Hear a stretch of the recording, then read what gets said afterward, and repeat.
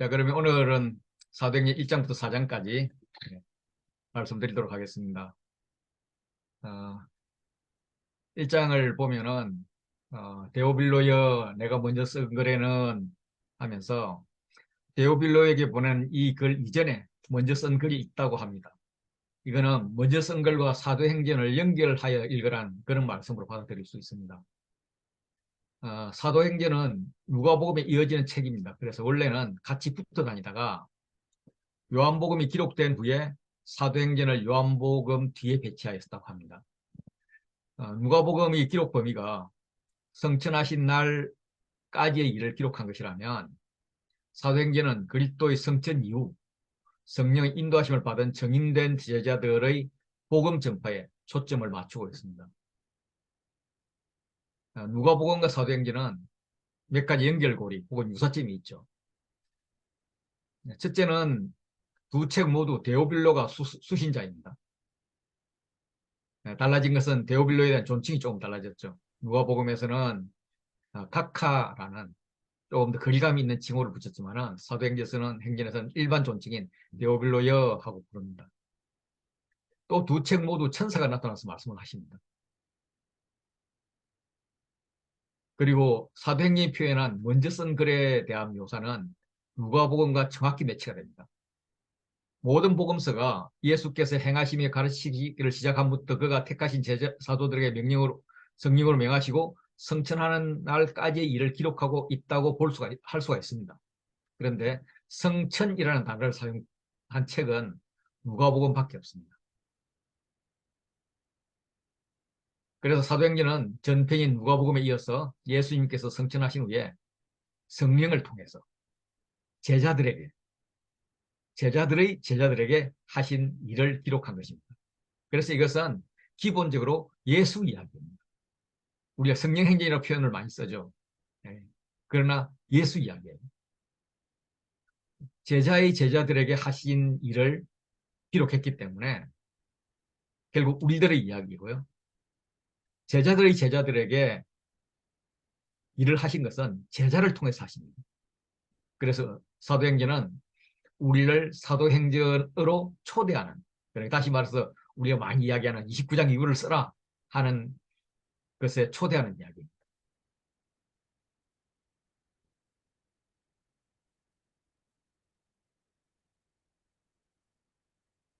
서문의 구조를 보면은 증거하신 예수님은 사도들이 정인될 것을 기대하면서 성령 세례를 강조하고 있습니다. 그래서 성천에서 시작해서 성천으로, 물론 이제 성천이라는 단어보다 올려져라는 단어가 나오는데 이렇게 끝이 나면서 예수님께서 증거로 나타내셨고 사도들에게 정리되라고 합니다. 그래서 그들은 모이죠. 그리고 그 중심에는 성령으로 세례를 받는 것이 중심이 됩니다. 예수님이 계신 곳은 하늘나라였습니다. 제자들은 본인이 깨닫지 못한 상태에서 예수님이 같이 있음으로써 하나님 나라, 하늘나라에 속해 있습니다. 그리고 예수님께서 이 땅에 계실 때 가르치셨던 것은 하나님 나라가 왔다는 것이었고, 성천하시면서 하신 말씀은 성령으로 명령하시면서 성령을 기다리라는 것이었습니다. 성령의 세례를 너희가 받을 것이다 라고 말씀하셨습니다. 한편으로는 성령과 하나님 나라를 연관시킵니다. 물론 제자들의 관심은 여전히 이스라엘에 있어요.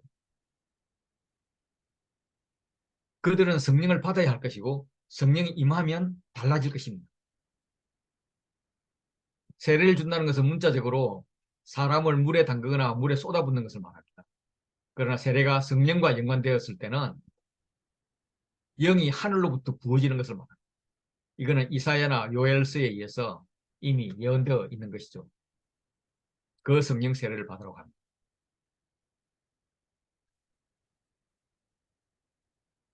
이것을 또 좀 더 다르게 표현한 것은 이런 구조인데, 이거 역시도 중심에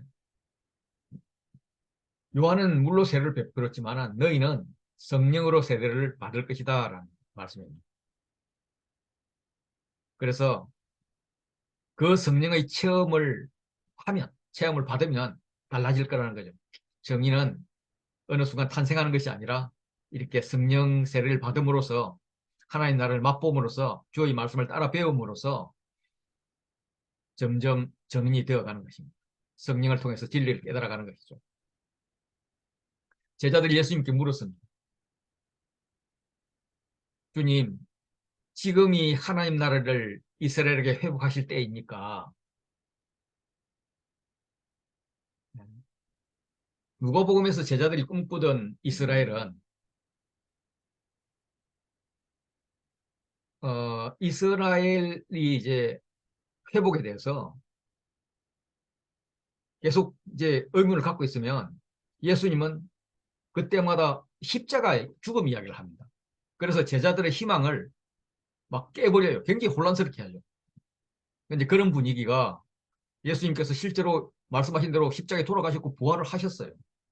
자신들이 전혀 상상할 수도 없던 말은 들었지만 그걸 이해를 하지 못했던 것을 실제로 부활의 현장을 보게 되고 지금 같이 한 40여일을 같이 살고 있습니다. 그렇기 때문에 이런 예수님 같으면 더 이상 뭐 못할 것이 없다는 거죠. 그래서 이제는 회복할 때입니까? 희년의 때입니까? 라고 묻는 겁니다. 예수님은 이 땅의 나라에 대한 때나 시기는 너희가 할 바가 아니다. 그건 하나님께 맡겨라. 우리는 하나님 나라 이야기를 하자 하시면서 너희는 이 땅의 회복을 로마의 압제로부터 회복하는 정도로 생각하는데 예수인 나는 땅의 나라와 하늘나라가 지금 현재는 분리되어 있지만 앞으로는 이 땅의 나라와 하나님 나라가 합쳐지는 그런 길을 회복하고자 한다. 예. 이 땅의 나라는 사람이 사는 공간이고 하늘나라는 우주적인 그 하늘에 있는 공간이 아니라 하나님 차원의 공간입니다. 그래서 야곱은 천사가 어, 오락내리하는 건 사닥다리를 꿈꿨는데 예수님은 그 사닥다리의 길을 천사뿐만 아니라 너희가 왕복할 수 있도록 길을 만드실 것이다 라고 말씀을 하셨습니다. 그래서 예수님께서 누가복음 시작할 때 이미 선포한 것과 같이 희년, 즉 회복은 이미 시작되었습니다. 그리고 예수님은 오신 길로 다시 되돌아갈 것이고 그 길로 성령님을 보내실 것입니다. 그래서 이후에 성령님이 이 땅의 나라와 하나님 나라를 잇는 그 길을 알려줄 것이고 그 길이 되어줄 것입니다. 성령은 하늘과 땅을 합해주는 통로입니다. 성령이 너희에게 임하면 이 땅의 나라와 하늘나라가 합쳐지는 차원에서 너희가 살 수 있는 능력을 받을 것이고 그래서 예루살렘부터 온 유대와 사마리아와 땅끝까지 나의 증인이 되라 라고 말씀하십니다. 여기서 정의는 그냥 우리가 익숙한 정의는 재판장에서 재판관이 어, 어떤 것에 대해서 물으면 그 사실에 대해서 알려주는 차원의 그런 정의, 누군가 물으면 말해주는 그런 차원의 정의이 아닙니다. 여기서 나오는 정의는 이런 제국, 로마 제국 같은 바벨론이나 뭐 이런 큰 제국에서 왕이 새로 즉위하면 이 소식을 전하기 위해서 사방으로 막 달려가는, 막 힘차게 달려가는 그 정인, 그 정인을 말합니다. 이 말씀을 마치고 주님은 성천하셨죠. 1장 12절에 의하면 감람원이라는 감람원이라고 하는 산에서 예수님 성천하셨습니다. 이곳이 하늘과 땅이 합쳐진 곳이죠. 통로가 있는 곳이죠. 감람산은 그림에서 보다시피 여기가 이제 성전터이고 성전터의 맞은편에 있는 장소입니다. 이것은 예루살렘을 포위하고 공격할 때 지휘본부로 사용된 산입니다. 유대인들은 하늘과 땅이 합쳐진 곳이 성전이라고 생각해 왔지만 실제 하늘과 땅이 합쳐진 곳은 성전을 파괴하는 지휘본부인 감람산이었습니다. 이후에 마가의 다락방에 성령이 오셔서 하늘과 땅을 합치는 곳이 제자들의 기도 장소임을 알려주셨고 그 이유는 제자들이 전도하는 각처로 퍼져나갔습니다.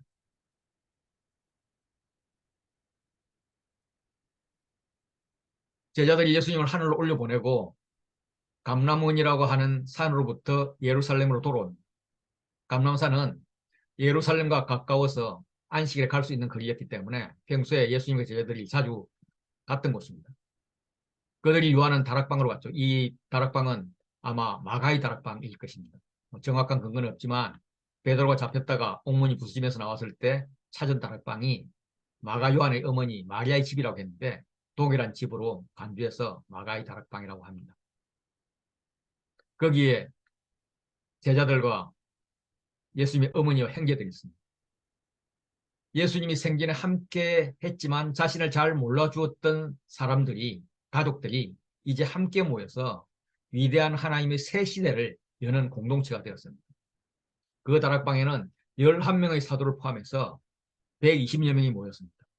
바울에 의하면 500여 형제가 예수님의 부활을 보았다고 했는데 이 기도하는 모임에 모인 사람은 120명, 한 4분의 1로 줄어들어 있습니다. 구성원이 120명밖에 안 된다고 생각하지만 사실은 이게 완전수인 거죠. 그래서 구성원은 완전합니다. 새 시대를 맞을 준비가 되어 있습니다. 그렇지만 리더인 사도는 11명으로 한 명이 부족합니다.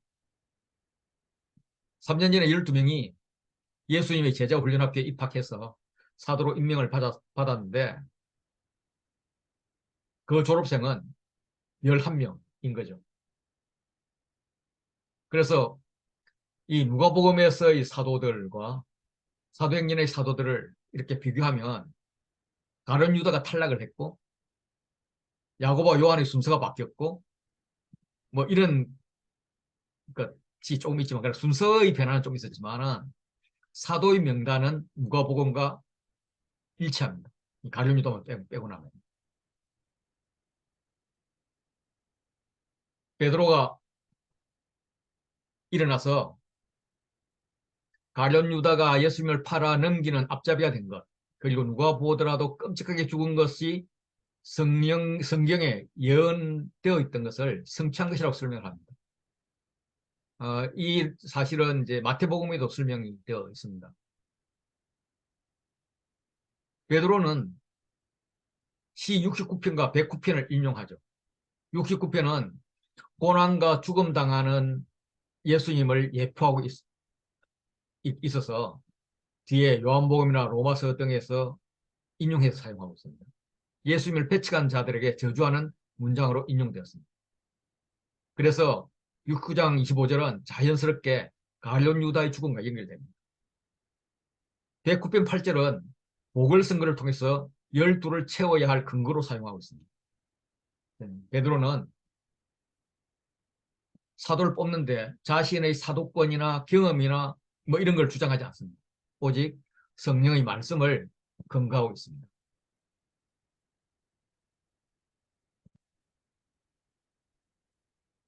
지금 12절부터 26절의 구조는 교차대구 구조로 되어 있습니다. 사도로 시작해서 사도로 끝나면서 가룟 유다가 나오고 그 직분에 대해서 이야기를 하면서 가운데 사도의 조건이 사도의 조건이 강조되는 것입니다. 보궐선거에서 뽑아야 될 사도의 조건은 첫째 요한의 세례, 예수님의 사역 시작부터 올라가신 날 부활 후 성천시까지 예수님과 항상 같이 다니던 사람, 즉 훈련받은 자입니다. 그리고 사도들과 더불어 예수께서 부활하심을 증언할 사람입니다. 다시 말해서 부활을 증언할 그런 소명이 있는 자입니다. 그리고 이제 문맥상에서 추가되는 조건은 교인들이 추천받은 자이고 봉사와 사도의 직무를 할 자이고 그리고 마지막으로 하나님께서 선택한 그런 자입니다. 그래서 이 1번부터 4번 요 조건에 의해서 요셉과 마띠아가 추천되었습니다. 그들은 공동체에 선한 영향을 미치고 있었고 부르시는 또 다른 일을 할 비전도 가지고 있었습니다. 그래서 조건이 충족되니까 두 분 중에 누가 뽑혀도 상관이 없습니다. 반면에 이제 인간적인 비교를 하자면 마띠아는 이름만 있는 반면 요셉은 마띠아보다 먼저 언급될 뿐만 아니라 바사바, 사벳의 아들, 안식의 아들이라는 별명도 있고 이름도 가지고 있고 별명이 유수도, 의의 사람이라는 별명이 있습니다. 그래서 이걸 보면 인지도는 마띠아보다 바사바가 더 컸다. 그래서 아마 다수결로 뽑았더라면 요셉 바사바가 뽑히지 않았을까 이런 생각이 듭니다. 그런데 이제 마지막 조건인 하나님 선택에 대해서 사도를 뽑는 기준 중에서 외형으로 드러난 것보다 더 중요한 것이 있었다는 거죠. 그게 사람의 마음입니다.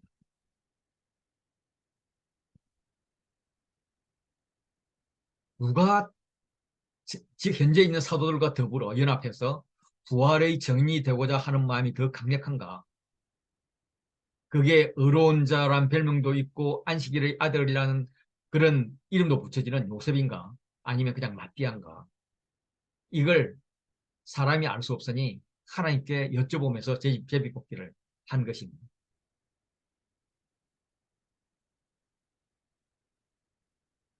그래서 마띠아가 뽑히죠. 그리고 마띠아는 보궐선거에 뽑힌 이후에 더 이상 성경에 나오지 않습니다. 오히려 서대반, 빌립 이런 예, 사람들이 등장을 합니다.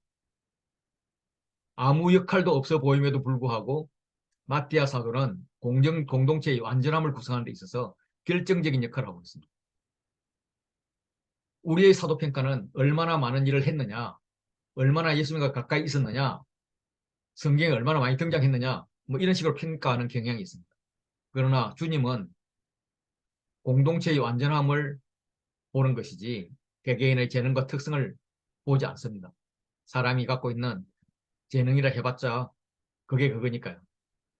오히려 없는 것이 하나님께서 보충 보완해 주기에 훨씬 더 좋은 방법이죠. 그게 하나님께서 추구하는 공동체인 것 같습니다. 예, 2장으로 넘어가겠습니다. 2장은 이제 오순절 이야기입니다. 오순절은 원래 율법 수여와 계약 회복을 기념하고 포도의 첫 열매를 수확하는 절기입니다. 칠칠절 혹은 맥추절이라고 하죠. 예, 이 절기는 6월절로부터 계산이 됩니다. 출애굽 당시 장자의 죽음이 되었던 날에 어린 양을 잡아서 문술제에 어린 양의 피를 바름으로써 장자 재앙으로부터 구원을 받았습니다.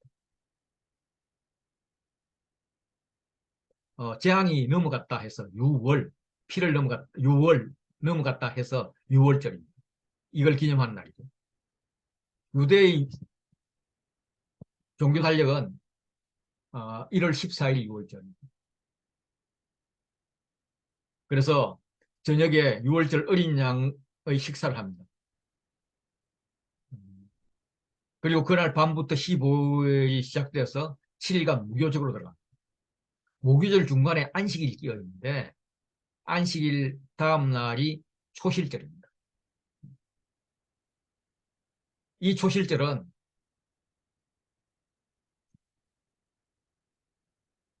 예수님의 부활과 연결됩니다. 그리고 이제 이 초실절로부터 49일이 지난 7749, 77절 그 지날이 50일 되는 오순절이 됩니다. 이 절기들이 예수님의 죽음과 부활 시기와 매치가 됩니다. 예수님이 주월절 어린 양으로 십자가에 돌아가심으로써 우리를 구원하셨는데 그날이 이제 6월절입니다. 그리고 사흘 만에 부활했죠. 부활한 것이 초실절, 부활의 첫 열매 이런 표현을 하는 것이 이제 이런 의미였습니다. 그리고 이제 오순절은 성령이 강림하신 거죠.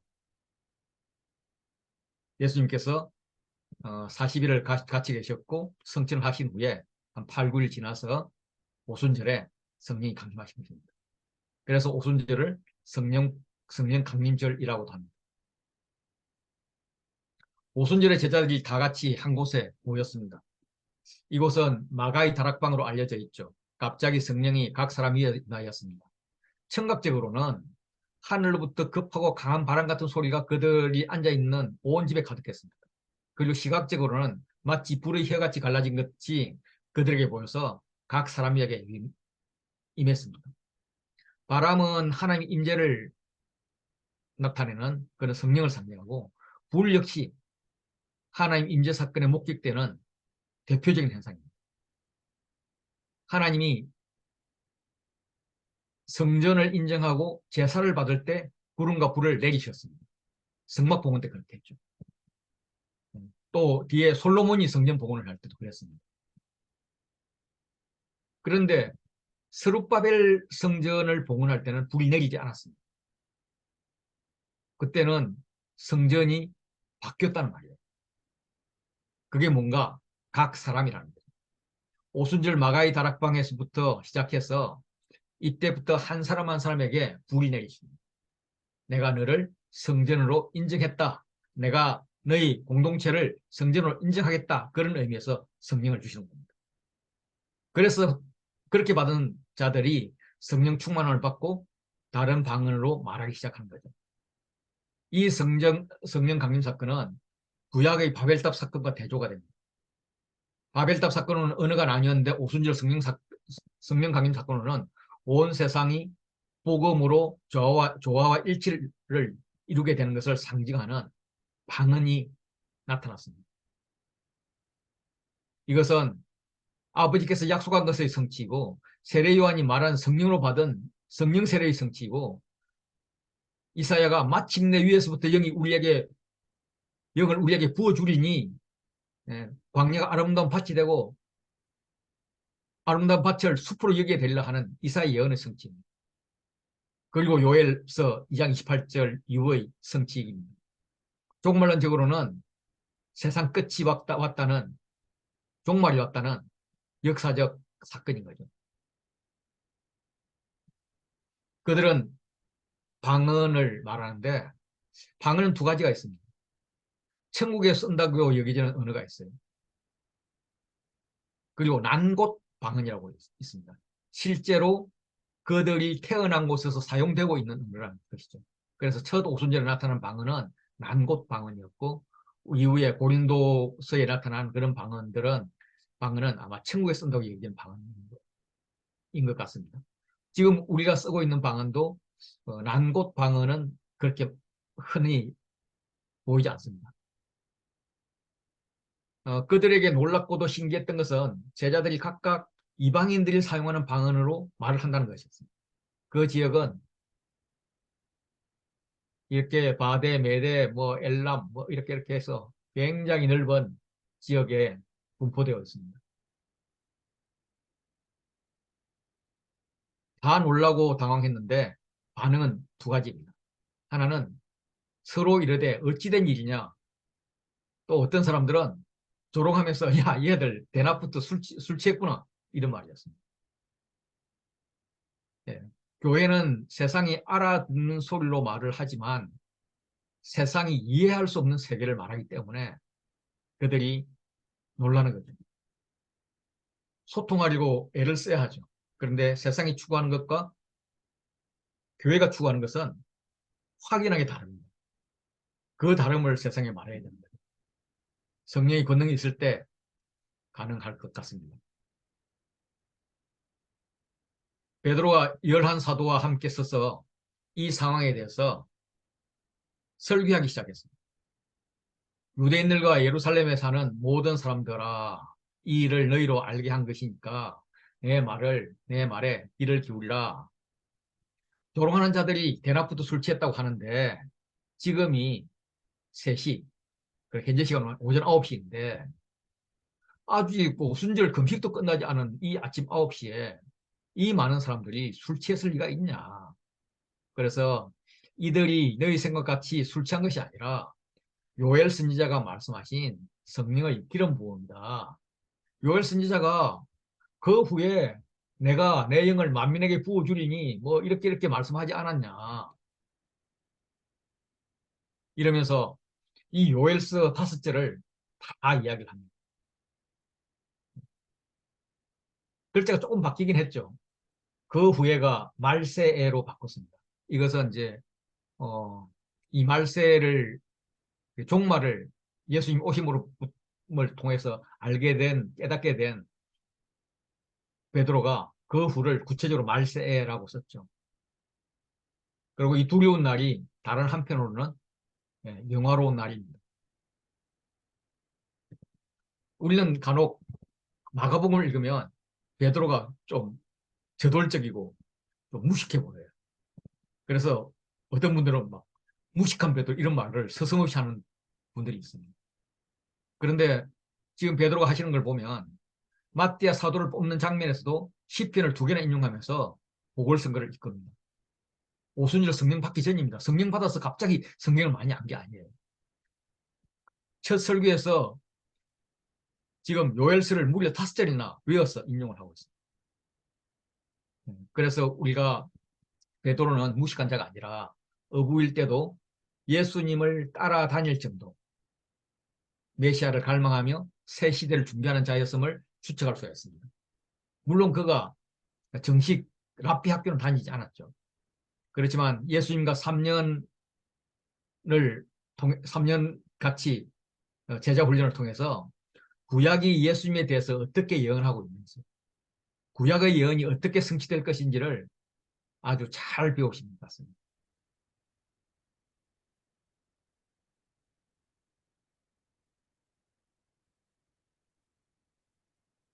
구원을 받은 조건은 누구든지 주의 이름을 부르는 자입니다. 예수님의 설교에서도 모든 육체 하나님 구원을 받을 하나님 구원하심을 보리라고 말씀을 하셨는데 예, 지금 이 말씀을 하고 계십니다.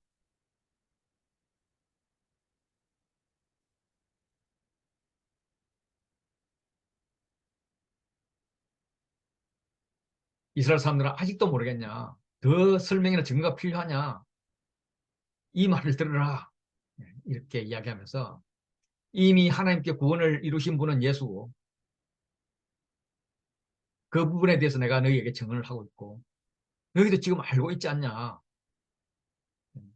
예수님은 하나님께서 정하신 뜻과 연세에 나온 대로 자신을 내주셨는데 그 과정에서 너희가 법 없는 자인 이방인 로마 군인을 통해서 예수님을 못 박아 죽였다. 너희는 죽였지만 하나님은 살리셨다. 이 베드로의 설교는 너희와 하나님이 태조됩니다. 그 사이에 우리와 다윗이 언급되고 있는데요. 너희가 아는 바, 너희가 인정하는 바대로 너희가 예수님을 죽였지 않냐. 그러나 하나님은 정언하셨다. 그리고 너희가 죽인 예수님을 사망에서 살리셨다. 이렇게 말씀하십니다. 이걸 이제 예수님 중심으로 정리를 하면 너희는 로마 힘을 빌려서 예수님을 죽였다. 로마가 예수님 오빠가 죽였는데 다윗은 예수님의 부활을 예언했고 그 예언대로 하나님이 살리셨다. 우리 제자들이 그것의 정리다. 요게 요 이야기입니다. 예수님이 사역을 중심으로 정리를 하면은 그는 큰 권능과 기사와 표적을 베푸신 분이다. 그런데 하나님의 정하신 뜻과 그 예언서에 기록된 대로 자신을 내주셨다. 그렇지만 그분은 사망에 매여 있을 수 있는 분이 아니었기 때문에 하나님께서 살리셨다. 부활을 시키셨다. 그래서 지금 현재는 본인의 권위를 회복해서 원래 있던 자리 하나님 나라로 가서 그 하나님 우편에 앉아 계신다. 이런 내용. 이걸 하면서 베드로는 계속 구약을 인용하고 있습니다. 사도행전 2장 25절부터 29절은 시편 116편 8절부터 11절 인용입니다. 베드로가 이 다윗의 시를 인용하여서 증명하고 싶은 것은 이 시가 다윗이 하나님께 올려드린 기도의 형태지만은 다윗의 시일 수가 없다는 것입니다. 왜냐하면 내 육체도 안전히 살리니 주의 거룩한 자를 멸망시키지 않으실 뭐 이런 구절들은 이미 죽은 다윗에게 합당하지 않기 때문입니다. 그래서 다윗이 죽었다는 것은 뭐 너나 나나 그 설교를 듣는 사람 다 알고 있죠. 그렇다면 썩음을 당하지 않는 자, 주의 거룩한 자, 멸망되지 않을 자가 계신데 그분이 누굴까? 메시아다. 그 메시아가 예수님이라는 겁니다.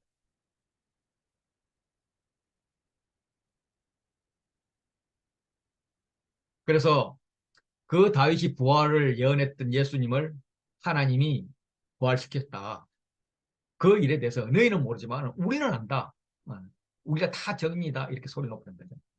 하나님이 오른손으로 예수를 높이셨고 예수님은 약속하신 성령을 아버지께 받아서 우리에게 주셨는데 지금 너희가 보고 듣는 이것이 그 예수님이 보내주신 부어주신 성령이다 라고 설명을 합니다. 그리고 시편 110편을 인용해서 1절을 보면 다윗이 하나님 외에 주라고 부른 자가 있습니다. 여호와께서 내 주에게 말씀하시기를 이렇게 여호와가 나오고 또 다른 주가 나오는데 이 주가 누구냐? 예, 그 주가 예수님일 수밖에 없다는 겁니다. 물론 자신들은 이 주가 예수님이라는 것을 예수님을 통해서 배웠죠. 구약에 나타난 그가 나라는 그 사실을 예수님이 반복적으로 말씀을 하셨으니까요. 그리고 그게 이제 110편 4절에 가면 이제 멜기세덱하고 연결되잖아요. 이런 식으로 이제 우리가 볼 때는 10편 110편을 보면 이건 확실히 예수님에 대한 묘사야. 이걸 알 수가 있죠. 그래서 이걸 통해서 하나님 백성이라고 불리는 이스라엘 사람들이 확실히 알아야 할 것은 너희가 십자가에 못 박은 이 예수를 하나님이 주와 그리스도가 되게 하셨다는 겁니다. 하나님이 주와 그리스도가 되게 하셨기 때문에 우리는 그를 통해서 고백해야 되는 거죠. 그래서 누구든지 주의 이름을 부르는 자는 구원을 받으리라 라고 했는데 그 주는 예수 그리스도라는 겁니다. 그래서 그 결과 그 이름을 부르면 구원을 받을 자는 누구냐? 너희 자녀 뿐만 아니라 먼데 사람, 예. 하나님 부르시는 지금 베드로도 사실상 모를지 모르는 그런 이방인도 포함된 모든 사람이라는 겁니다. 이 설교를 들은 자들의 반응은 마음에 찔림이 있었습니다. 예, 이거는 이후에 이제 스데반 설교가 나올 텐데 그것과는 어, 완전히 다른 그런 모습입니다. 그래서 그들은 베드로와 다른 사도에게 우리가 어찌할꼬? 라고 묻습니다. 여기에 대해서 베드로가 제시한 것은 너희가 회개하라. 그리고 각각 예수 그리스도 이름으로 세례를 받고 제사를 받아라. 그리하면 성령의 선물을 받을 것이다. 이렇게 이야기를 합니다. 그 말씀을 받은 사람들이 회개하고 세례를 받았는데 이날 신도의 수가 3천 명이 되었습니다. 120명 공동체가 3천 명으로 갑자기 늘어났습니다. 이렇게 갑자기 팽창하면 공동체의 위기가 오죠. 그럼에도 불구하고 그들이 하나의 교회를 이루어갈 수 있었던 것은 그들이 사도의 가르침을 받았고 서로 교제하고 떡을 떼면서 오로지 기도하기를 힘썼기 때문입니다. 거기에 하나님이 사도를 통해서 기사와 표적을 많이 나타내셔서 사도의 권위를 세워주셨습니다. 그리고 그 기사와 표적은 사람들에게 두려워하는 마음이 생기게 했습니다. 그래서 2장 42절에서는 교회의 4가지 기능이 포함되어 있습니다. 표현되어 있습니다. 첫째는 사도의 가르침이 있어야 된다. 말씀이 있어야 된다고. 두 번째는 서로 교제하는 어, 공동생활. 다시 말해서 한 가족이 된다는 게 필요하고요. 세 번째는 떡을 떼는 일입니다. 떡을 떼는 것은 성찬식을 생각하면 됩니다. 예수님의 죽음과 부활을 기억하는 거죠. 그리고 기도하는 이런 겁니다. 찔림을 당한 자들에게 진전이 일어납니다. 그들은 찔림을 당한 후에 회개하고 그리고 세례를 받고 제사함을 받습니다. 결과 성령을 선물로 받고 2장 42절에 나오는 이런 공동체를 누릴 수 있게 됩니다. 오순절 성경강림은 10계명 율법을 받은 날과 대조가 됩니다. 물론 이제 10계명 받은 날이 출애굽 정확히 50일이냐, 뭐 여기에 대해서 조금 논란이 있지만, 모세가 40일을 시내산에 머물다가 10계명 돌판을 받아서 내려왔는데, 백성들은 송아지 우상을 만들어서 음란의 예배를 드리고 있는 겁니다. 그래서 돌판을 집어 던짐으로써 계약이 파기됩니다. 그날 레위 자손이 그 우상에 참가했던 동료 3천 명을 죽입니다. 그러나 성령을 받던 날 베드로의 설교를 듣고 받아들임으로써 3천 명이 생명을 얻게 됩니다.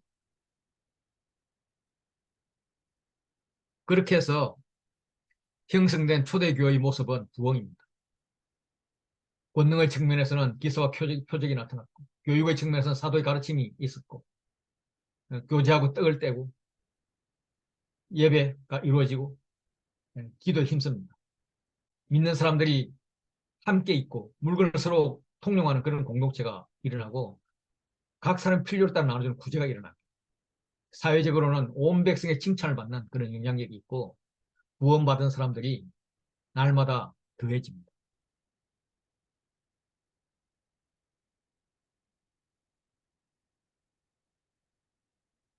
누가 교회를 부흥시켰는가 하는 것을 이런 교차대포 구조로 한번 생각해 보면 좋을 것 같아요.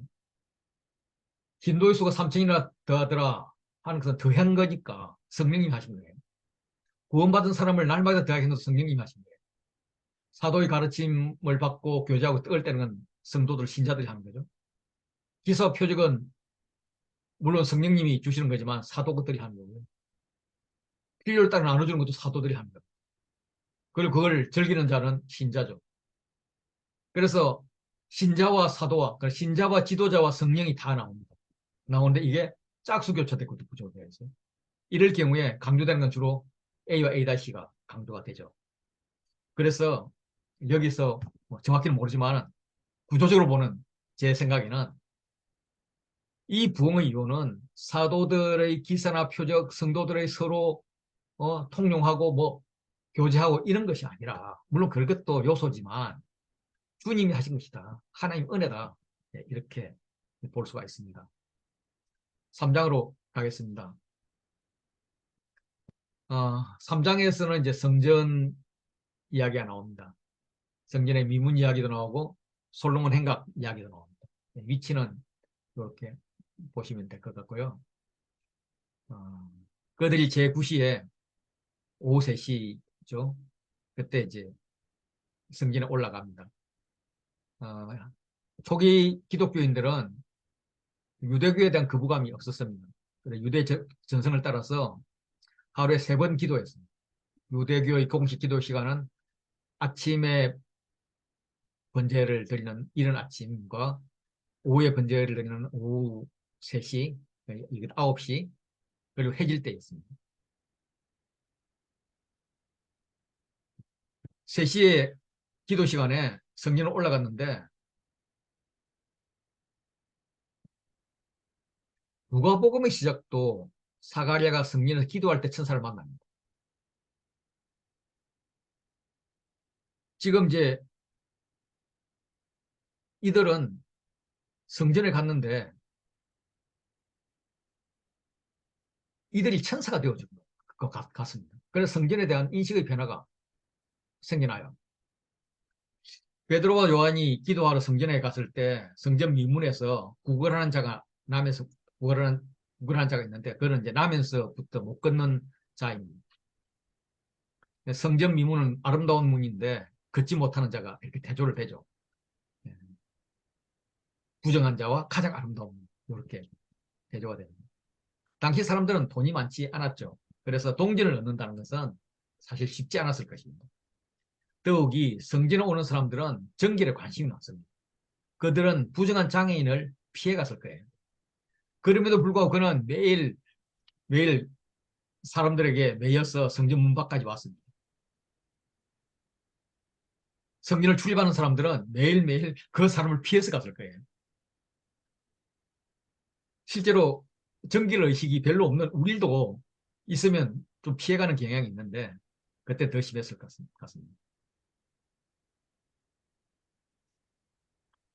베드로 요한과 이 걷지 못하는 자도 좀 대조를 볼 수가 있어요.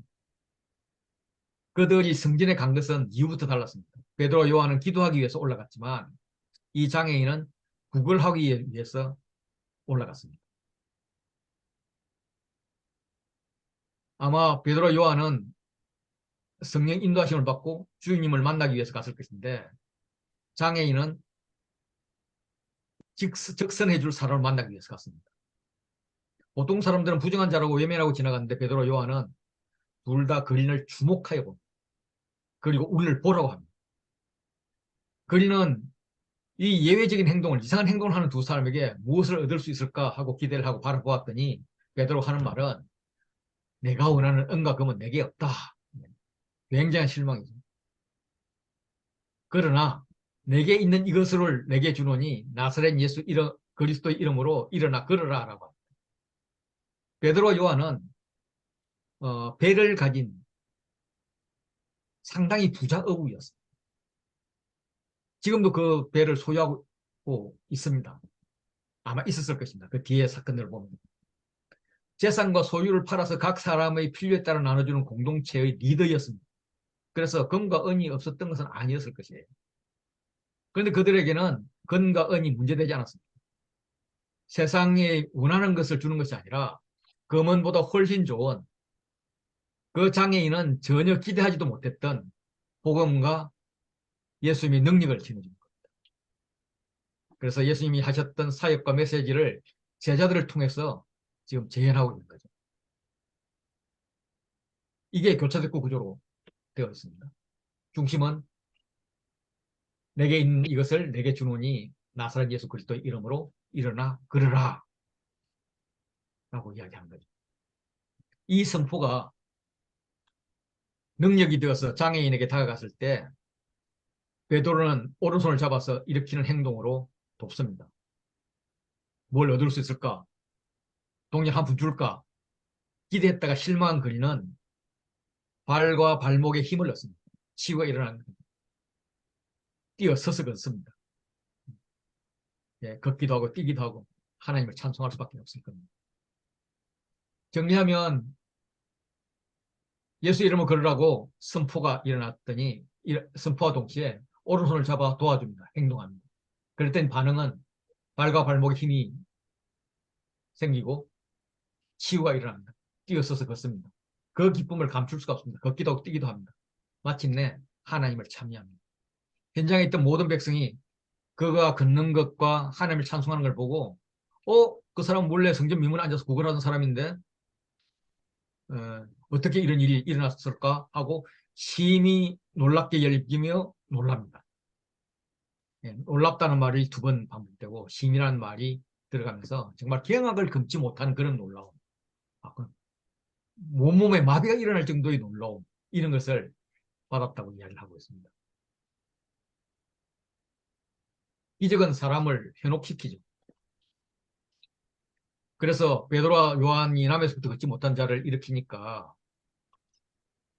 그거는 뭐 상당한 센세이션 된 겁니다. 아마도 치유받은 자와 사도들 일행은 미문을 통해서 성전 안뜰로 들어가서 예배를 드린 후에 다시 이방인의 뜰로 나와서 바로 앞에 있는 솔로몬 행각에 모인 것 같습니다. 거기서 치유받은 자가 베드로와 요한을 잡으니까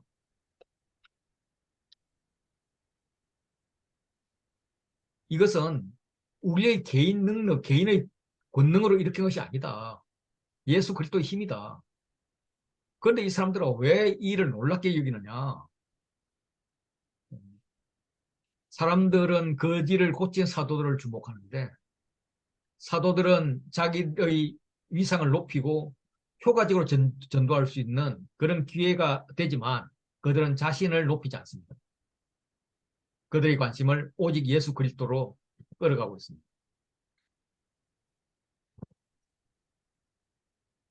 아브라함과 이삭과 야곱의 하나님, 곧 우리 조상의 하나님, 이분이 뭘 했느냐 이렇게 이야기를 하는데 이렇게 아브라함과 이삭과 야곱의 하나님이라는 이 관용어는 유대인들에게는 출애굽기 3장 6절의 말씀으로 각인되어 있습니다. 이것은 모세에게 나타나셔가지고 출애굽의 구원을 시작하며 하신 말씀입니다. 그래서 이 일이 다시 일어나고 있음을 말씀하고 있는 거예요. 출애굽의 하나님이 예수를 영화롭게 하셨다는 것입니다. 그 이름에 의해서 사람들이 보는 바와 같이 성민에서 구걸하며 하는 나면서부터 못 걷는 자가 일어나서 온전하게 세워졌다. 그 예수 이름에 의해서 백성의 구원과 부활이 일어날 것이다. 이걸 말하고 있는 것입니다. 그 이름을 믿음으로 그 이름이 걷지 못했던 이 사람을 승하게 했습니다. 즉 예수 그리스도로 말미암아 그로부터 난 믿음이 너희 모든 사람 앞에서 이같이 완전하게 해줬다. 완전히 낫게 했다. 누가는 이 믿음이 사도들의 믿음인지 치유된 자의 믿음인지 의도적으로 정확히 밝히지 않습니다. 중요한 것은 믿음의 대상인 예수님인 거죠. 믿는 행위자가 중요한 것이 아니라 예수님이 중요함을 강조하고 있습니다. 그래서 회개하고 돌아오라. 형제들아, 우리는 너희를 충분히 이해한다. 너희가 알지 못해서 예수를 죽인 것 뿐이지. 아마 너희들 관리들도 몰라서 그랬다고 들었다. 뭐 이렇게 좀 친화적으로 이야기를 합니다. 이것은 하나님이 선지자 입을 통해서 자기 그리스도께서 고난받으실 일을 미리 알게 하신 것을 실제로 이렇게 이루어진 것인데 너희가 잘못해서 악의 도구로 사용되었을 뿐이다. 그렇기 때문에 지금이라도 회개하고 돌이켜서 죄 없이 함을 받으라. 그렇게 하면 새롭게 되는 날이 주 앞으로부터 있을 것이요. 또 주께서 너희를 위하여 예정하신 그리스도 예수를 보내실 것이다.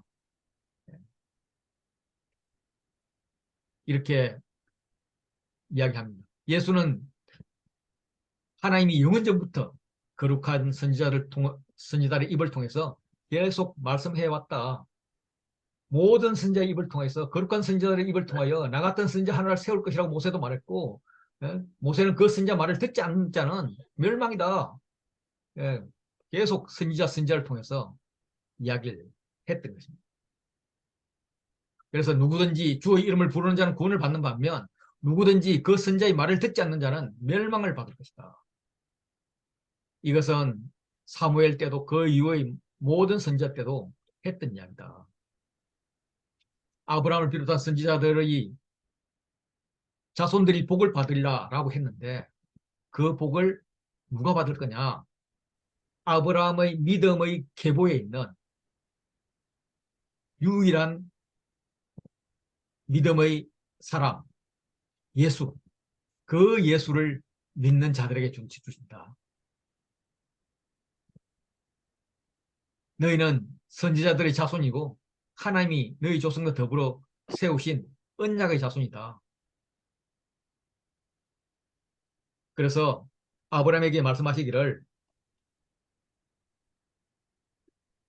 너를 축복하는 자에게 복을 내린다고 말씀했고 또 내 씨로 말미암아 천하 만민이 복을 얻으리라라고 했는데 내 씨는 예수 그리스도를 지칭한다. 그래서 하나님께서 그 종 예수를 세워서 너에게 복 주시려고 너에게 먼저 보내셨기 때문에 너희가 회개하고 돌아와서 악함을 버리라. 이렇게 구약의 성취를 강조하고 있습니다. 그것은 제자들이 유대교와 다른 하나님을 믿는 게 아니다. 단지 예수님을 통해서 구약이 성취되고 완성되었다는 것을 증거하고 있다. 이런 것을 강조하는 것입니다. 일단은 관찰 질문 몇 개만 한 거입니다. 4장 2절에서 제사장들과 성전 맡은 자와 사두개인들이 예수 안에 죽은 자들이 부활이 있다고 백성을 가르치고 전함을 싫어할 때는 언제였는가?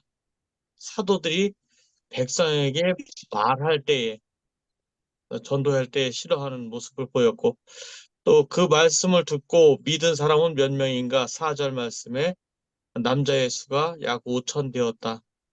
그다음에 그 이튿날 5절에서는 이튿날 관리들과 장로들과 서기관들이 모인 곳은 어디인가? 예루살렘에서 모였고, 그다음에 11절에서 건축자들의 버린 돌로 집 모퉁이의 머릿돌이 되신 분은 누구인가? 예수. 이렇게 관찰 좀 몇 개 했습니다. 감사합니다.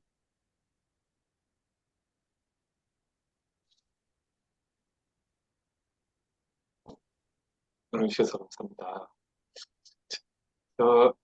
저는 다 비슷할 것 같은데요. 그, 다른, 저도 몇 가지만 나눠보겠습니다. 그, 1, 2, 3절을 합쳐서요. 어, 제사장들과 성전 맡은 자와 사두개인들이, 어, 무엇 때문에, 어, 무엇 때문에 사도들을 붙잡았나? 라고 해가지고 3절에서 2절 3절에서 예수 안에 죽은 자의 부활이 있다고 백성을 가르치고 전함을 싫어하여 그들을 잡음에 잡은 이유는 싫어하여서 이걸 전하는 걸 싫어하여서 잡았다라는 것이고요. 7절에서 그러니까 그 이제 관리들, 장로들, 서기관들 및 대제사장 안나스, 가야바, 요한, 알렉산더 및 대제사장의 문중들이 사도들을 가운데 세우고 물은 말은 무엇인가? 너희가 무슨 권세와 누구의 이름으로 이 일을 행하였느냐? 아, 그래서 제가 좀 2, 3절에서 이들이 잡았던 이유와 그들이 신문했던 내용이 이제 완전히 좀 그들 스스로 이제 좀 다르게 굉장히 이제 이중적인 어떤 모습을 보여주는 관찰을 하면서 그런 것들을 봐가지고 이걸 했었고요. 그리고 10절에서 베드로가 질문에 자신이 만든 질문에 뭐라고 답했나라고 했어요. 너희가 십자가에 못 박고 하나님이 죽은 자 가운데서 살리신 나사렛 예수 그리스도 이름으로 이 사람이 건강하게 되었느니라. 이 정도까지 하겠습니다. 들어주셔서 감사합니다. 나눠주셔서 감사합니다. 저는 뭐 좀 혼합해가지고 좀 했었는데, 그 제사장들과 성전 맡은 자와 사두개인들이 이제 예수님이 돌아가시기 전까지는 계속 예수님을 핍박했는데, 실제로 그 십자가에 돌아가시고 또 이제 부활했다 하고, 그리고 또 오순절 성령 강림으로 인해서 온 백성에게 칭찬이 자자한 어떤 그런 상황인데, 계속 예수님에 대해서 모르고 예수님의 이름을 계속 싫어하는 이유가 뭘까라고 조금 고민했었고, 이제 그 3절에는 이제 그 대조적으로 예수님 이름으로 감격과 어떤 부활에 증가하는 사람이 있는 반면, 예수님 이름으로 절대로 말하지 말라 하는 어떤 그 사람의 어떤 대조가 조금 있는 것 같고, 그리고 이제 7절하고 이제 9절에 이제 그 베드로가 그렇게 묻지 말고 이렇게 물으라고 그 질문을 좀 바꿨는데, 이제 그 관점의 차이에 대해서 조금 했습니다. 그 베드로는 어떻게 구원받고 어떻게 안식을 받았는지 어떤 사람에 대한 관심이 있다면은, 이제 이 권위자들은 무슨 권세로 이렇게 하고 누구 이름으로 이렇게 하고 어떤 자격으로 이렇게 하는지에 대해서 어떤 업무적으로 이제 그 업무적으로 이제 그렇게 하고, 그리고 이제 전반적으로 그 성령의 충만으로 이제 담대히 말하는 베드로 측면에서 보면은 이제 성령의 충만했고 담대히 말하고, 이제 어떤 진리를 제시를 정확하게 하고 왜 그런지 이렇게 어떤 명확하게 말하는 반면에 예수님 이름으로 모르는 자들은 이제 어떤 진리대로 행하지 않고 자신의 감정과 어떤 생각과 입장에 좀 충실하는 것이 아니냐 이렇게 좀 관찰하고 이렇게 좀 해석하고 좀 두루뭉실하게 같이 했습니다. 들어주셔서 감사합니다. 나누셔서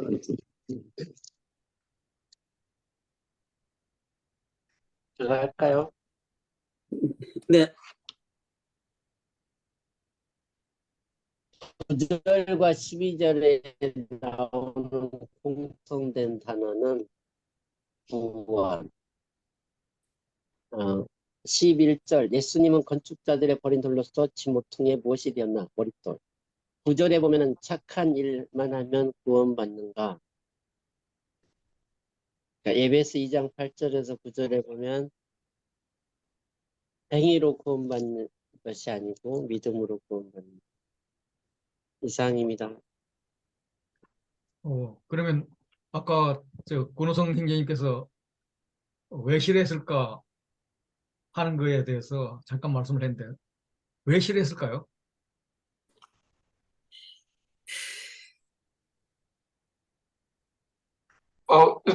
일단 뭐, 그 여기서 그걸 싫어했다라고 나오는 사람들은 제사장들하고 성전 맡은 자, 사두개인들이어가지고, 이들은 이제 성전을 중심으로 하는 그룹들이니까, 모세 오경만을 중시했고, 그 모세 오경만 인정했고, 그래서 이제 부활에 대해서는 그들이 부인하고 있는 입장인데, 결국에 어떤 예수 안에 그 부활이 있다, 죽은 자의 부활이 있다라고 얘기를 하니까, 사상 자체가 이제 자신들의 사상하고 전면적으로 이제 배치되는 거여서 싫어할 수밖에 없는 그런 이제 그 사상적인 문제가 하나가 있고, 또 하나는 그 불과 한 두어 달 전에 자신들이 중심이 되어 가지고 예수를 그 십자가 못 박아 죽였는데 그 이름의 권세를 이야기하고 있으니까 결국에 어떤 그 이름의 권세에 대항했던 자기네들을 대항하는 어떤 그런 무리들로 비춰져서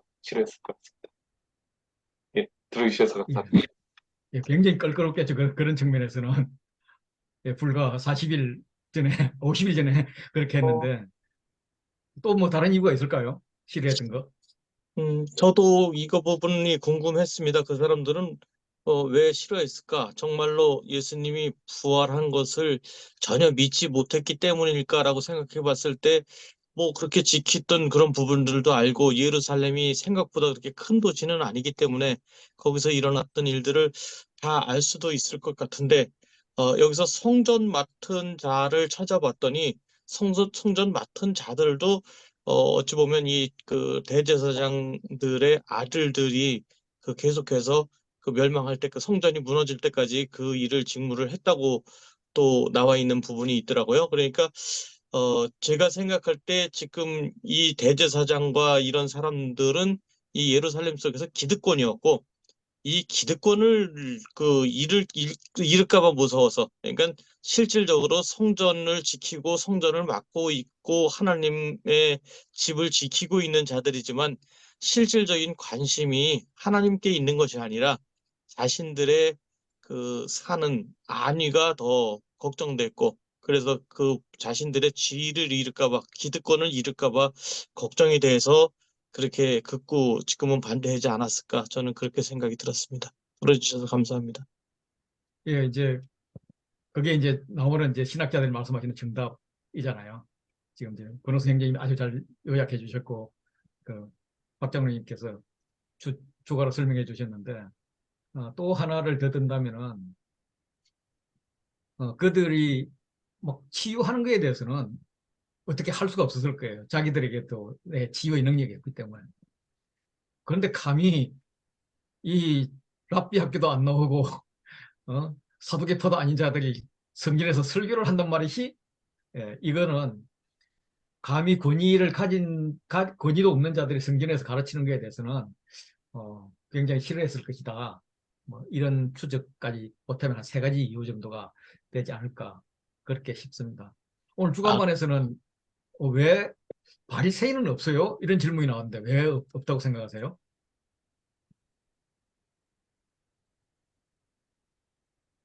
오절에 보면은 5절에 보면 이튿날 관리들, 장로들, 서기관들이 모였는데라고 할 때, 그러니까 아마 이 일을 이 일이 있어가지고 잡을 때는, 그러니까 사도들을 잡는 거를 주도했던 거는 제사장과 사두개인 그룹이었던 것 같고, 그 다음 날에 있었던 어떤 신문, 여기에는 장로들, 서기관들까지 표현되어 있는 걸로 봐서는 이때는 바리새인까지 모여서, 지금 바리새인이라고 쓰진 않았지만 결국에 서기관 있고 바리새인으로 볼 수 있으니까 바리새인도 있었다라고 보여. 저는 그렇게 관찰을 했었거든요. 예. 예. 예, 다른 분은요?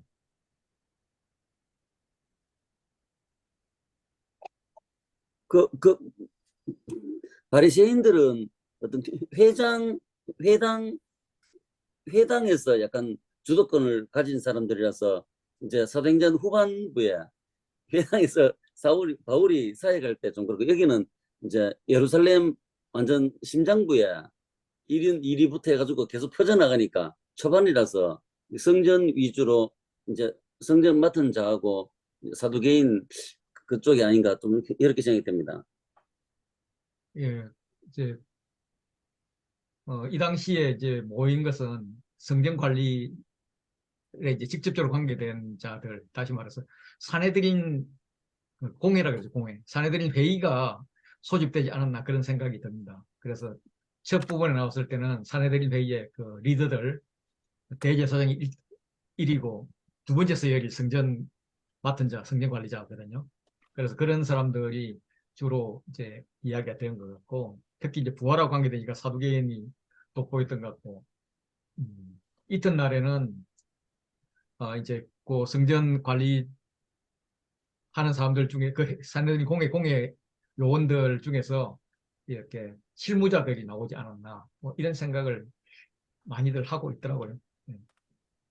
그 정도이고, 또 하나 좀 짚고 넘어갈 게, 무슨 권세가 누구의 이름으로 했느냐에 대해서 답변은 나사렛 예수 그리스도 이름으로 라고 이야기를 합니다.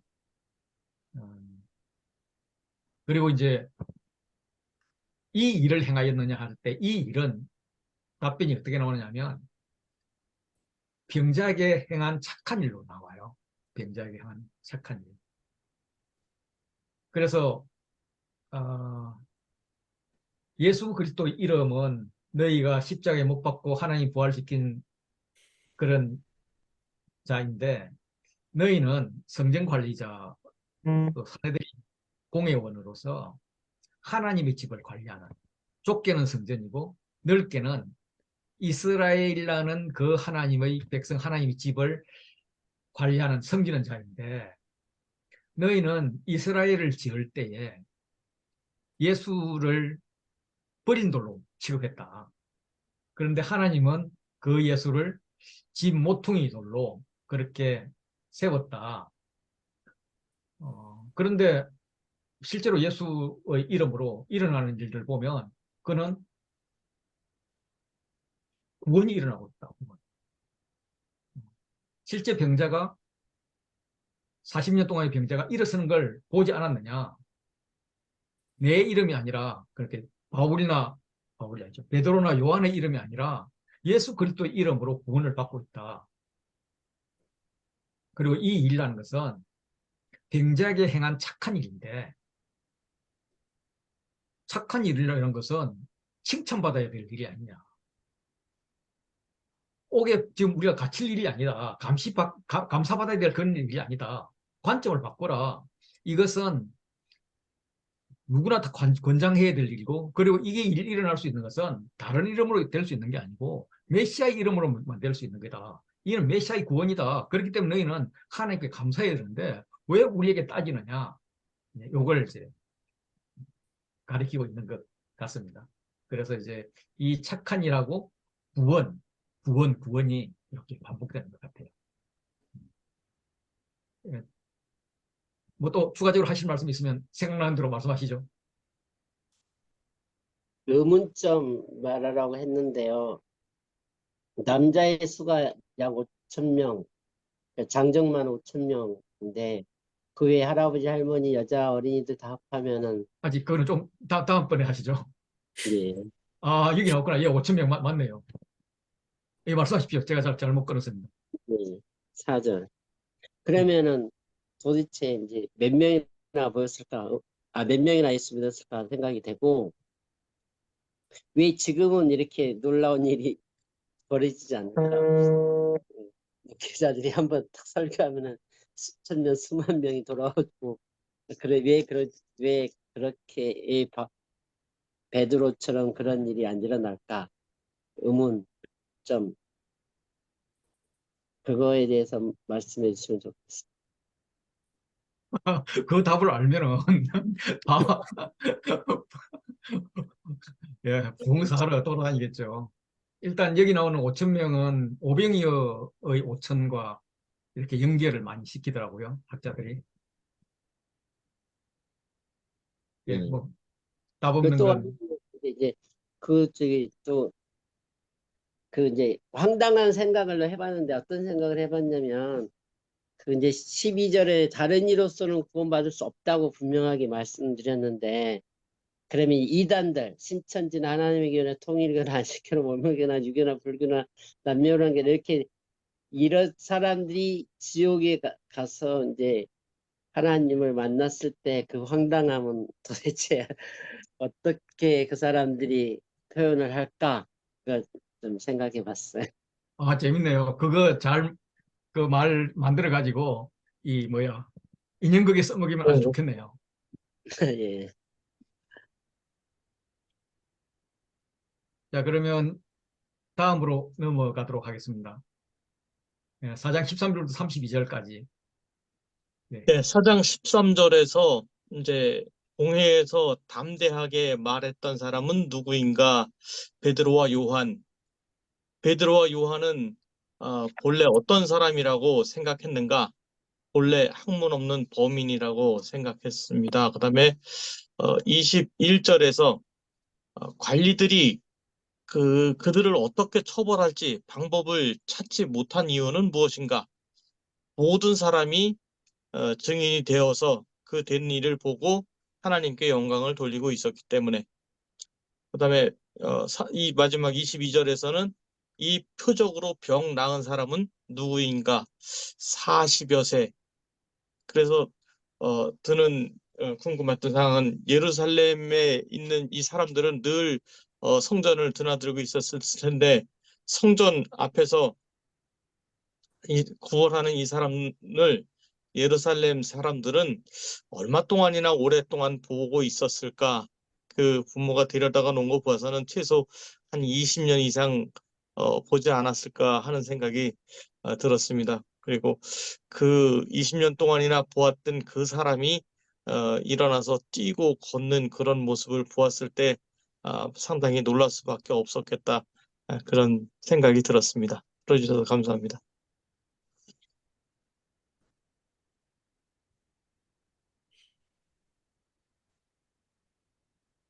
저는 그냥 다른 부분은 뭐 생략하고요. 이 표적으로 병 나은 사람은 40여 세나 되었더라. 이 부분에 대해서 이제 좀 눈에 확 들어왔고요. 그, 이 3장의 이제 그 내용으로 보면은 나면서 이제 걷지 못했었으니까 아마 부모의 그늘 안에서 벗어나야 될 그때가 되었을 때는, 성인이 되었을 때는 그 사실은 주변에 의해서 계속 성전으로 메어져 나왔을 텐데 예수님을 보지 못했을까? 계속 이제 성전 앞으로 왔다면은 예수님께 구원받지, 예수님을 마주쳤을 것 같긴 하고, 개인적으로는. 근데 그 생각, 뭐, 단지 생각만 하는 건데, 그렇지만, 뭐, 하나님께서 하실 일은, 하나님께서 행하실 일이 있어가지고 그렇게 했겠지만, 이 사람이 예수님의 가르침을 들었을 것 같고, 그렇지만 그 스스로 이제 예수님 앞으로 나아가지 못했고 그 고침 받을 기회는 없었는데 그렇지만 이 사람이 어쨌든 자신의 어떤 40세라는 어떤 그걸 통해서 내가 예수님을 보고 들었던 내용들 그리고 오늘에 와서 이제 이 사도들의 어떤 그 명함 예수 그리스도 나사렛 예수 그리스도의 이름으로 명하노니 일어나 걸으라라는 어떤 그것을 그 반응했을 때 일어났던 그 부분을 자기가 명확하게 이제 예수 그리스도 그 제자들의 가르침뿐만 아니라 예수 그리스도의 가르침 자체를 본인이 이제 진리라는 것들을 알 수 있지 않았을까 좀 그래서 그것을 그 이걸 이제 하지 않았을까 그래서 40여 세라는 게 결국에 하나님의 나라가 이 사람에게 임했고 어떤 하나님의 나라라는 어떤 그 하나님의 나라를 준비한다는 40이라는 이 글자 그 상징적인 숫자가 이 사람을 통해서 결국에 너희 가운데 이제 들어왔어라는 어떤 이거를 이야기해 주는 것이 아닐까라는 유대인들 가운데도 이 하나님의 나라가 들어왔다는 걸 이야기하는 게 아닐까라는 그런 생각이 문득 들었습니다. 좀 말은 안 되는 것 같은데 들어주셔서 감사합니다. 예. 진짜 예수님을 왜 못 만났을지 저도 궁금은 하네요.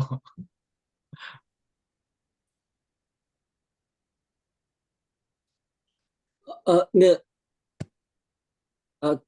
저는 이제 베드로와 요한하고 이제 진리를 모르는 사람들하고 이제 13절부터 요 22절 안에서 이제 그 서로 행동의 비교를 조금 했습니다.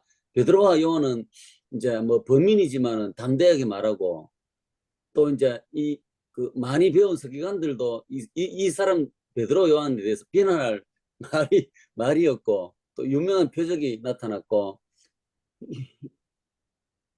위협을 당하고 말도 하지 말라 하는 어떤 그런 위협을 이제 하는데 보고 드는 것을 이제 말하지 않을 수 없다. 위험한 상황에서도 지체 없이 어떤 자기 주관을 분명히 말하게 되고 이 베드로 요한의 삶을 보고 모든 사람이 된 일을 보고 하나님께 영광 돌리면서 즐거워했는데 이제 베드로 요한을 억압하는 사람들은 이제 상대방이 범인인데도 아주 담대히 말함을 보면서도 왜 그렇게 할까 이렇게 이상하게 여기고 이제 병나는 사람들을 그냥 이제 자기들은 이제 보기만 했고 비난하지도 베드로 요한을 비난하고 싶어도 어떤 논리적으로 비난하지도 못하고 이제 베드로 요한을 어떻게 벌 주고 싶어도 벌 주고 싶지만 쉽게 결정하지도 못하고 위험만 하게 되고 이제 백성이 들어와서 마음대로 못하게 되고 어떤 방법도 잘 못 찾고 모든 사람이 이제 즐거워하고 하나님을 영광 돌리는데 자기들은 오히려 더 이제 혼란한 중에 있는 그런 식으로 이제 요 두 무리를 비교해서 조금 살펴봤습니다. 들어주셔서 감사합니다. 그 이제 18절에 경고가 있는데 그 경고는 무엇인가? 예수님의 이름으로 말하는 것과 가르치는 것을 말하지도 말고 가르치지도 말라고 했는데 그 예수님을 증거하는데 굉장히 중요한 역할을 하기 때문에 말하는 것도 하지 말고 가르치는 것도 하지 말라라고 이렇게 이야기한 것 같고 또 하나는 아까 권호성 변호사님이 말씀하신 대로 근데 여기에 의문점이 22절에 이 표적으로 병난 사람은 40여 세나 되었더라. 근데 이 말의 뜻이 40세라는 건지 40명이라는 건지 말의 뜻을 잘 모르겠고요. 중요한 거는 이제 왜 40이라는 숫자를 썼을까? 여기에 대해서 좀 상상력을 펼쳐보는 게 좋지 않을까요? 왜 그러니까 40이라 해필 40일까? 그러니까 숫자보다는 왜 40여 세인지 40명인지 왜 이렇게 번역을 이렇게 해놨을까? 예, 그런 게 40년, 40살 가까이 됐다는 거죠. 네, 40살. 예. 그럼 왜 40이라는 숫자를 굳이 여기 넣었을까? 그러니까 40.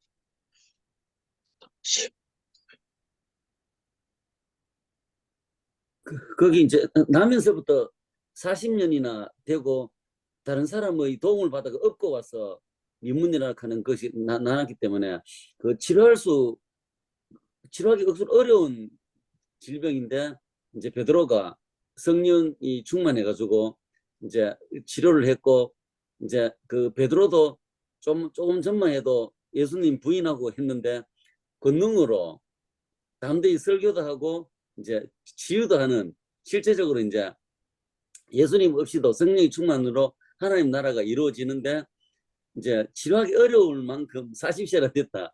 그런 의미가 있습니다. 40년이 돼서 이제 완전히 고정병이다. 이제는 진짜 특별한 뭐가 없으면 치유가 불가능하다. 예, 좋은 의견이네요. 보통 이제 학자들이 이걸 이끌어가는 거는 이런 유대인들하고 관련된 이야기가 나오면 주로 이제 출애굽 모티브로 많이 나갑니다. 출애굽과 연관되면은 이 사람이 40년세가 되었다는 것은 출애굽 광야 40년이에요. 그래서 그 출애굽 40년, 이제 그동안에 계속 구원 이야기를 해왔잖아요. 그 구원 이야기가 이제 출애굽 40년을 마치고 구원의 안식으로 들어갔다. 이제 이런 것을 상징하기 위해서 40세를 쓰지 않았을까, 뭐 이렇게 많이 보고 있습니다. 여기서 갑자기 여기- 궁금해지는 것은요. 여기서 이 40년이라는 거를 그렇게 출애굽에 40년으로 썼다고 하면은 혹시 여기에 나온 그 내용은 아니지만 그 베데스다 연못에 38년 된 병자의 그 38년은 어떤 의미로 혹시 가졌었는지도 의미가 있었습니까? 제가 어릴 때 우리 딸이 그랬거든요. 아빠 그건 별들에게 물어봐. 그래서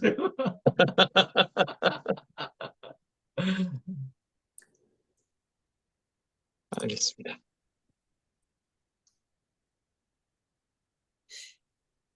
예, 이걸 여기서 나오는 이제 학문 없는 범인이다 하는 것은 어, 정식 랍비 교육을 받지 않은 사람이다. 이제 이런 의미를 가지고 있습니다. 그들은 베드로나 요한이 이 사도들이 자기들이 익히 알고 있는 그런 그 랍비 교육 이런 걸 받지 못해서 이렇게 무식하다고 생각을 했지만 실제로 예수님을 통해서 배운 3년은 랍비 교육 3년보다 훨씬 더 구원과 관련되어서는 확실한 것을 배우지 않았을까 이런 생각을 하게 되고요. 요걸 갖다가 조금 그 반복되는 단어들을 가지고 보면 표적 나오고요. 위협 나옵니다. 그리고 말하지 말라, 말하지 않을 수 없다. 그리고 나면 하나님 앞에서 이내 말 듣는 것이 옳은지 하나님 말 듣는 것이 옳은지 판단하라라는 것이 그 중심에 들어갑니다. 그래서 이제 그들은 위협을 할 때 일부러 예수님의 이름을 사용하지 않고 이 이름으로 이 사람들이 뭘 하고 있다 이렇게 표현을 하고 있어요. 그런데 이제 베드로 요한에게는 할 수 없이 예수의 이름으로 하지 말라고 경고를 하죠. 경고는 뭐냐면 야, 한 번은 용서해줘. 한 번은 감옥에 갇힌 것 정도로 해결해 줄 거야. 그러나 다시 죄를 범하면 가중죄가 성립될 거야. 더 중한 벌을 내릴 거야. 이런 걸 암시하는 겁니다. 그런데 이제 제자들은 보고 들은 것을 말하지 않을 수 없다라고 버티죠. 듣는다는 것은 순종한다는 것을 의미하고 이 듣는다 하는 것을 이제 두 번 강조하고 있거든요. 너희 말을 듣는 것, 하나님의 말을 듣는 것 이렇게 두 번을 강조하는데 유대교는 하나님의 말씀을 듣는 것이 가장 중요하다고 가르치고 있습니다. 그래서 우리는 너희가 가르치는 대로 하나님의 말씀을 듣고 그걸 순종하는데 지금 왜 겁주냐 이런 말이 되는 거죠. 그래서 우리가 하나님 말 들을 건지 너희 말 들을 건지 너희에게 물어보면 무슨 답을 할래? 예, 이런 이야기 합니다. 병롱한 사람이 40여세 된 것을 이제 제가 말씀을 드렸지만은 그는 40년 동안 광야 생활 같이 걷지 못했는데 그동안에 성전 관리자와 대제사장 뭐 이런 사람들은 이 하나님이 구원의 은혜를 전해야 되는데 이 백성에게 전혀 영향을 미치지 못했다. 무능했다. 그러나 예수의 이름만으로도 이를 고칠 수 있다. 뭐 이런 말을 하는 것으로 그렇게 보여집니다. 이제 요 다음에는 우리가 관찰을 하지 않는데 예루살렘 교회가 기도하는 겁니다. 예. 사도들이 모이니까 동료들에게 가서 이야기를 보고를 합니다. 소통이 이루어지고 있는 소통 공동체이죠.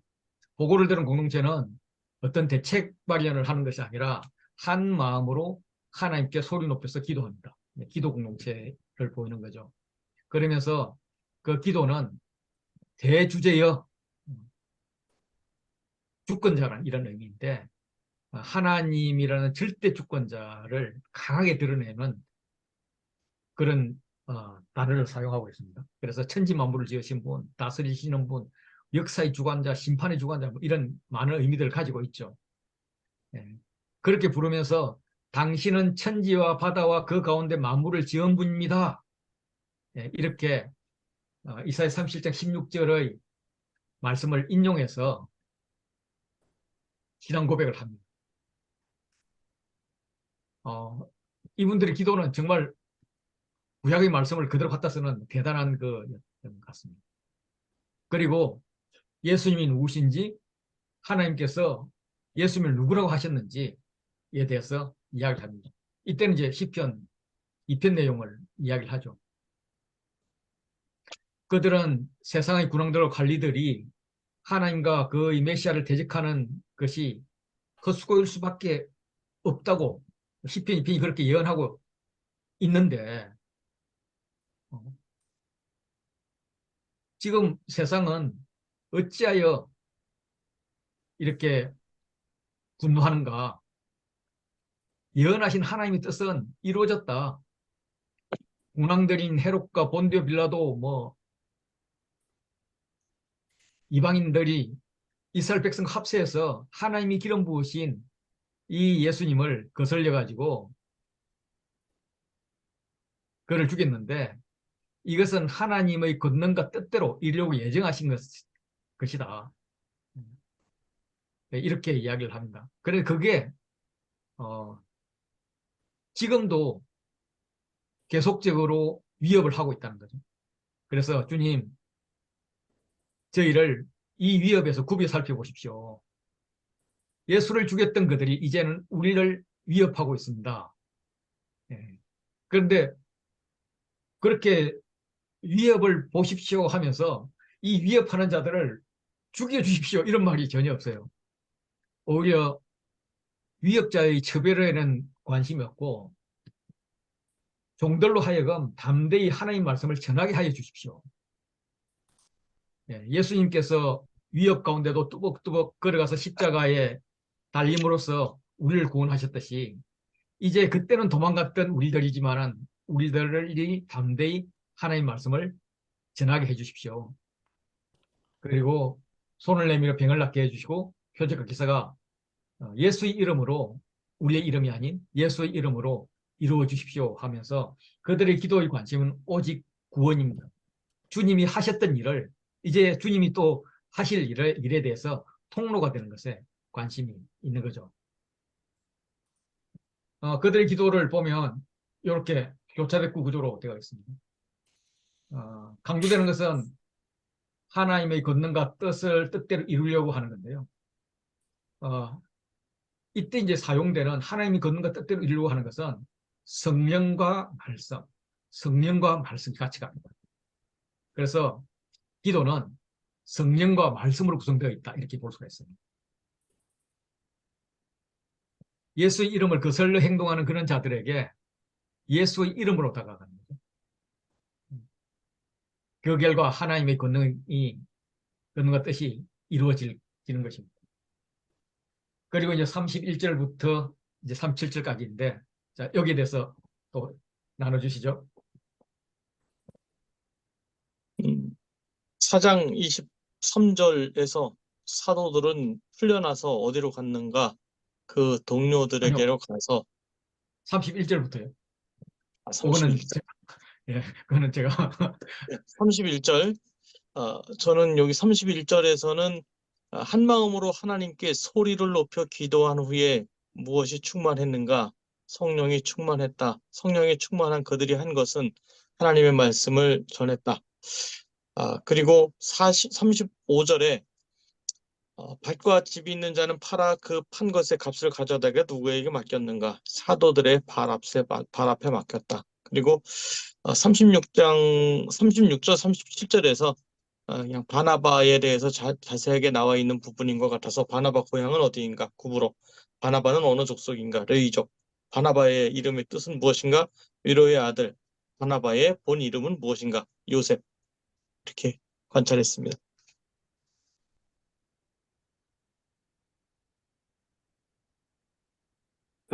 저는 이거 그 교환 구조로 좀 봐가지고요.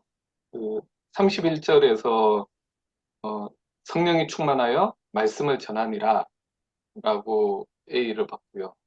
그다음에 32절에서는 서로 이제 나누어 썼다라는 걸 나눔을 B로 봤고요. 다시 33절에서 큰 권능으로 증언하니라고 해서 전하는 걸 다시 A로 봤고 34절, 35절에서 다시 이들이 나누었다라는 것을 좀 이제 봤었고요.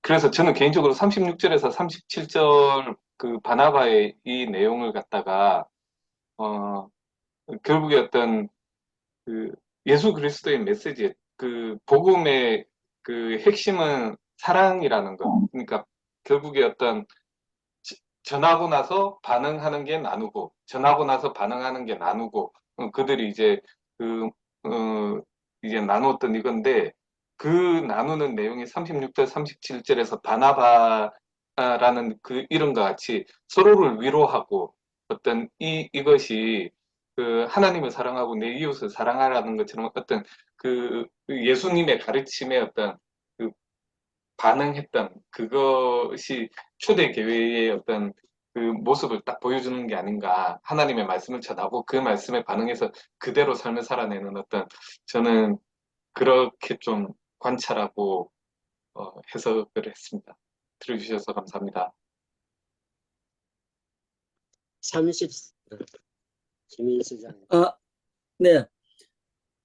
저는 이제 31절에 첫 절에 빌기를 다음에가 눈에 조금 들어왔고요. 이제 사도행전에 이제 그 오순절 성령 충만 후에 교회가 생기고 첫 번째 고난이 첫 번째 뭐 교회 안에 어떤 교회의 문제라고 보면은 문제가 있고 쭉 이제 나오는데 결국은 문제 해결이 기도하는 거하고 말씀 앞에 서가지고 하나님의 진짜 뜻이 뭔지에 이제 교회가 계속 이제 그 성장하면서 하는 걸로 봐서 이제 첫 번째 어떤 고난이 왔을 때 기도했고 이제 이렇게 기도를 하니까 이제 종합적으로 보면 이제 성령이 충만하게 되고 담대히 말씀을 전하고 마음이 한마음 한 뜻이 되고 이제 유무상통이 되고 주 예수의 부활을 증거하는 현상이 나타나는데 그 결과로 무리가 큰 은혜를 받고 이제 가난한 자가 없었다고 그렇게 좀 했고 이제 그 이제 한 마음과 한 뜻과 모든 물건이 통용되는 게 저는 이제 그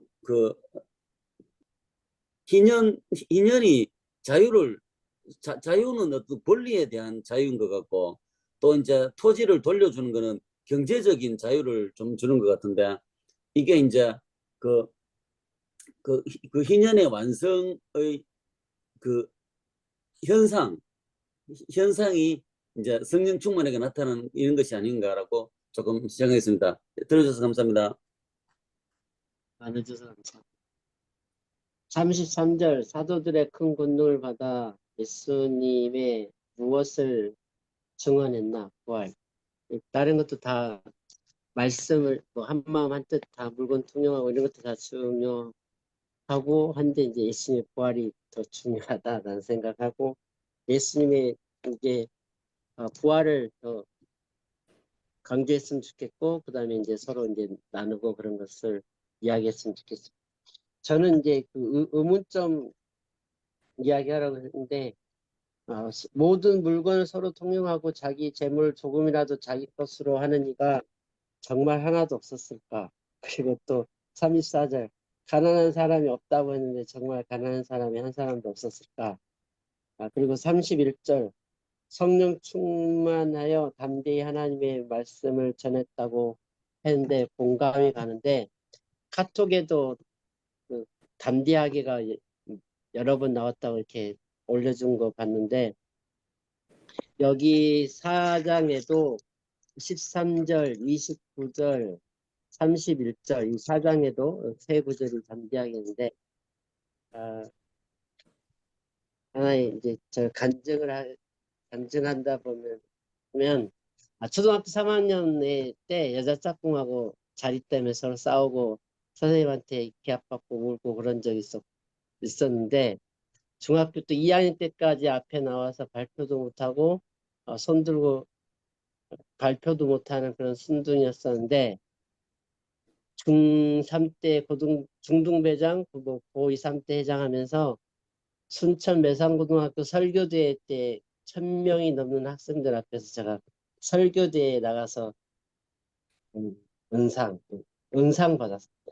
은상을 박수 치고 받았는데 시작해야 되겠네. 네, 그만큼 담대해졌던 것 같고 저기 또 운전하기 전에는 뭐 겁도 많고 너무 운전도 도저히 못할 것 같았는데 이제 기도해가지고 이제 전임을 나가야 되는데 하나님 어떻게 할까요? 그랬더니 마음에 차를 사라 그런 마음을 주셔가지고 이제 차를 사가지고 이제 할부에 가서 차를 이제 끊게 되는데 그렇게 겁 많은 제가 이제 운전하기 이제 차를 이제 가져왔는데 딱 운전석에 처음으로 올라가는 순간 그 겁이 다 없어졌어요. 지금도 신비하고 놀라운 일인데 그렇게 담대하게 된 것은 성령님이 저를 쓰시기 위한 하나님의 계획이 아닌가 그렇게 생각이 들어줘서 감사합니다.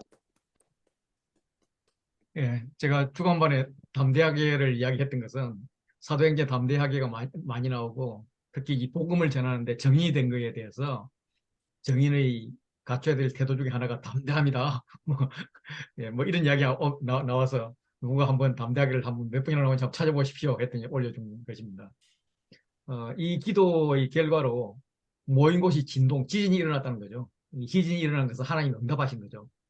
그래서 성령으로 충만했고 담대히 하나님 말씀을 전했는데 이 기도 공동체, 소통 공동체는 이제 기도 응답이 있는 그런 공동체가 된 거죠. 그리고 말씀을 전하는 말씀 공동체가 된 것입니다. 이 땅이 진동하는 것은 출애굽 때 이스라엘이 경험했던 하나님 임재입니다. 그래서 너희는 성령 충만한 그 정인의 권능이다. 이걸 이제 상기시켜 주는 거죠.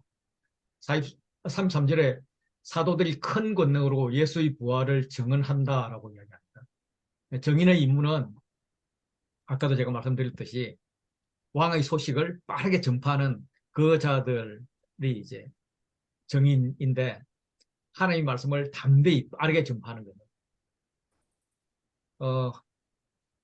오직 성령이 너희에게 임하시면 권능을 받아라 라고 했습니다. 33절을 보면 사도들이 큰 권능을 지금 받은 거예요. 그리고 나서 정인이 되라고 했거든요. 그럼 그 정인은 뭐냐? 사도들을 뽑을 때 1장 22절을 보면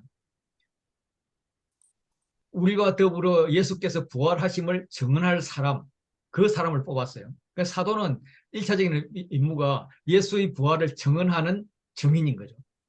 그래서 33절 보면 사도들이 권능을 받고 정인의 역할을 확실히 했더니 무리가 은혜를 받아서 좋은 공동체를 만들었다라는 겁니다. 그런데 이제 여기서 바깥 집이 있는 자들이 팔아서 그 판값을 가져다가 사도들이 발 앞에 두었다는 것은 전 재산을 팔아서 갖다 두었다는 게 아니라 필요에 의해서 은혜 받은 만큼 갖다 바쳤다. 이렇게 보면 좋을 것 같습니다. 왜냐하면 사도들은 나중에 보면 여전히 자기 배가 있었고 돌아갈 집이 있었습니다.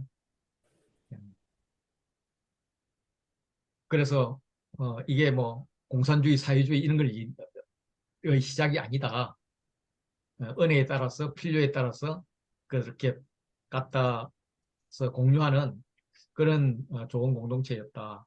특히 이때는 사람들이 집과 밭을 가진 사람들이 한 10% 정도 그렇게 많지 않았다고 이야기하고 그보다 좀 부자는 한 4, 5%뭐 이렇게 됐다고 하는데 이 믿는 자들 중에서 부유한 자들이 많았다는 거죠. 그렇게 보여지고 어, 그렇게 필요를 따라 나눠줄 수 있도록 어, 자기를 희생하는 자들이 공동체에 참 많았는데 그 말씀의 대표적인 사람이 누구냐? 그래서 이제 바나바 이야기를 하는 거죠. 어, 이제 이야기가 여기서 끝나버리니까 이야기가 끝난 게 사장이 여기서 끝나버리니까 우리가 종종 이제 이 아나니아 삽비라 이야기하고 이 바나바 이야기를 연결을 시키지 못하는 거죠. 네. 이렇게 은혜의 공동체였지만 또 이런 문제점이 있었습니다. 이제 왜냐하면 사도행전은 이렇게 은혜가 있었지만 이런 문제점이 있었는데 이걸 이렇게 풀어가가지고 교회가 부흥했습니다. 요 이야기를 하는 건데 여기서 끊어져서 조금 아쉬움이 있죠. 그래서 장제를 나누는 분이 참 잘 나눠야 된다. 이런 생각도 할 수 있는 동네입니다.